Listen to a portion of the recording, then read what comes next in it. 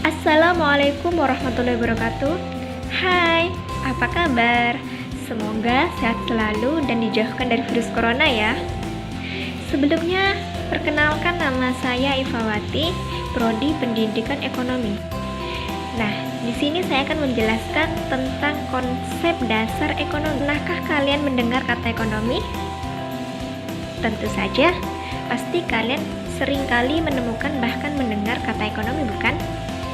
Nah, mari yuk kita pelajari apa sih ekonomi.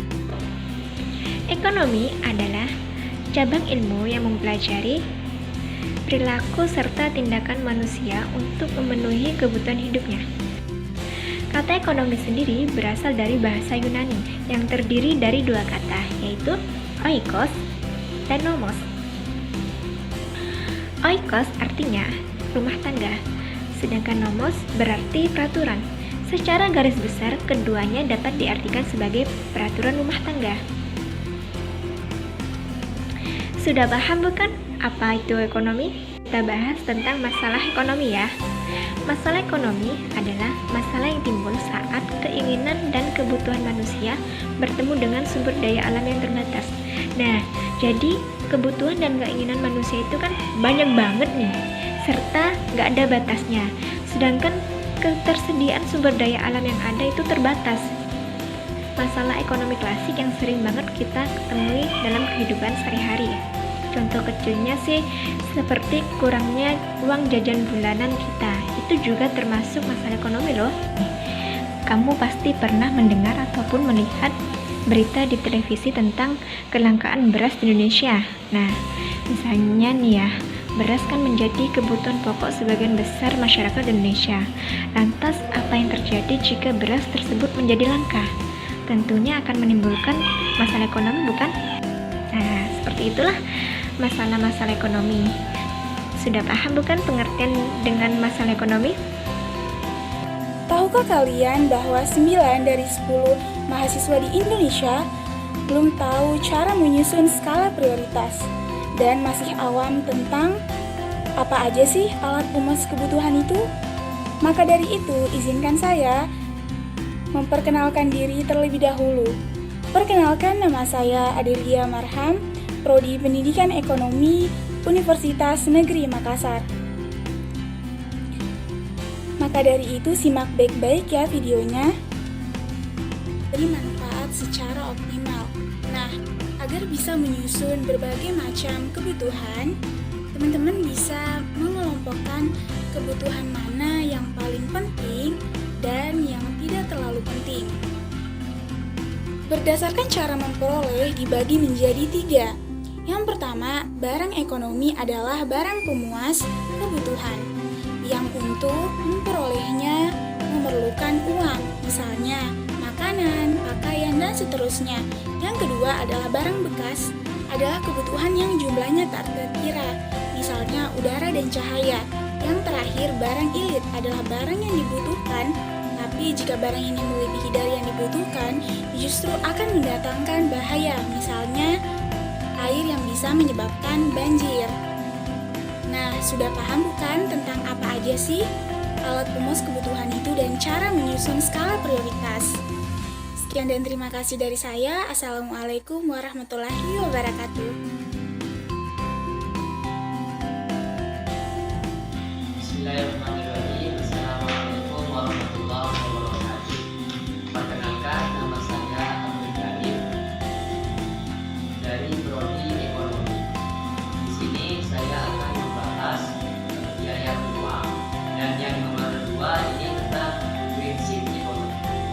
Mari kita simak tentang biaya peluang. Yang pertama, biaya peluang bisa disebut juga biaya kesempatan pada dasarnya, merupakan sebuah teori tentang pilihan perilaku ekonomi dengan jumlah uang yang tertentu, atau bisa disebut juga biaya peluang adalah biaya yang muncul karena memilih pilihan satu dan meninggalkan pilihan yang lain. Misal, kita ada uang 10.000. Nah, dari uang 10.000 ini kita ada 2 pilihan. Yang diinginkan kita itu ada 2 pilihan. Yang pertama, kita membeli songkok atau kedua, ini kopiah yang ini yang bisa digunakan untuk kita refreshing atau jalan. Nah, di sini harganya sama-sama 10.000. Harganya sama-sama 10.000.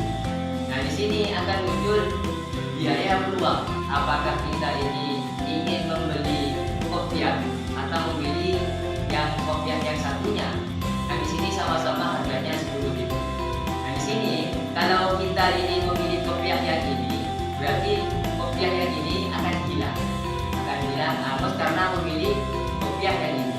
Nah, kalau kita memilih kopiah yang ini, seumpamanya ingin refreshing, mau pergi ke pantai atau mau jalan-jalan, memilih kopiah yang ini, berarti kopiah yang muslim ini yang seperti ini ada.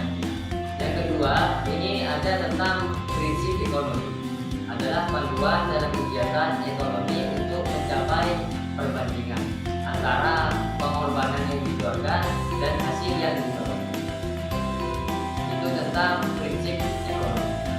Dengan adanya prinsip ekonomi ini memberi kita beberapa manfaat. Yang pertama adalah memaksimalkan keuntungan atau hasil yang sebesar-besarnya dari modal yang sekecil-sekecil. Contoh, kita membeli Coca-Cola yang harganya sekiranya 10.000. Nah, kalau dijual di daerah Madura itu kan UMR-nya kecil. Kalau dijual di Surabaya itu kan harganya akan lebih tinggi daripada di Madura. Nah, itu prinsip ekonomi. Dari asalnya kita ini membeli harganya 10.000, dapat dijual kalau di kota-kota lain atau di wisata-wisata lain dapat dijual 12.000 atau 13.000 yang hasilnya lebih dari yang membeli Coca-Cola ini. Itu dengan adanya prinsip ekonomi dapat memanfaatkan yang asalnya modalnya kecil itu dapat pindah yang akhirnya besar atau labanya besar. Itu dengan adanya prinsip ekonomi. Assalamualaikum warahmatullahi wabarakatuh. Perkenalkan, nama saya Hendra Wijaya. Pada kesempatan kali ini saya akan memaparkan 3 poin penjelasan. Yang pertama, motif ekonomi. Yang kedua, pembagian ilmu ekonomi. Dan yang ketiga, ekonomi syariah. Kita masuk pada yang pertama. Apa itu motif ekonomi?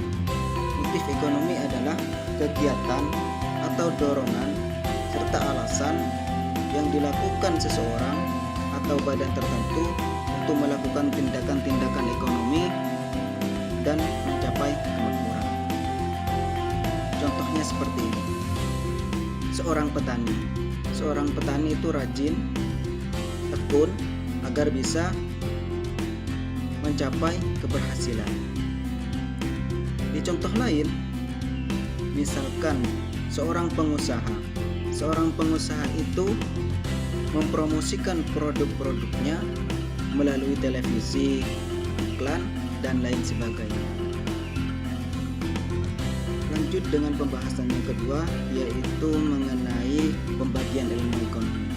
Pembagian ilmu ekonomi itu ada 2, yaitu ekonomi makro dan ekonomi mikro.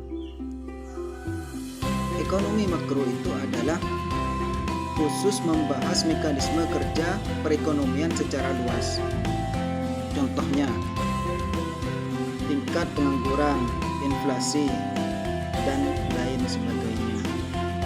Kemudian yang kedua itu ekonomi mikro, yaitu ilmu yang mempelajari perilaku individu seseorang, misalkan di dalam rumah tangga, produksi, seperti itu.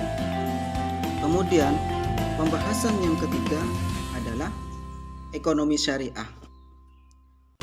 Ekonomi syariah itu adalah ilmu pengetahuan sosial yang mempelajari masalah-masalah ekonomi rakyat yang berkaitan dengan nilai-nilai keislaman.